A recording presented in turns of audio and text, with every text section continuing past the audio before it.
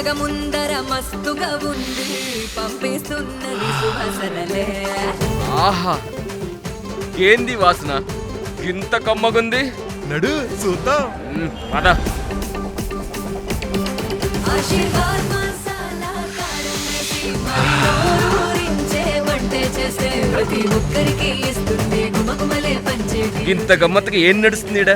పంటక్కలు ఉట్టి పడుతుంది గీ ఇంట్లో. మరి పసందైన పండక్కి ఆహా అనిపించే దావత్ ఉండాలిగా. మన ఆశీర్వాద్ మసాలా కారంతో భోజనం సంబరాన్ని అంబరాలు తాకిస్తుంది. ఇక బోనాల దావత్ షురు చేద్దామా?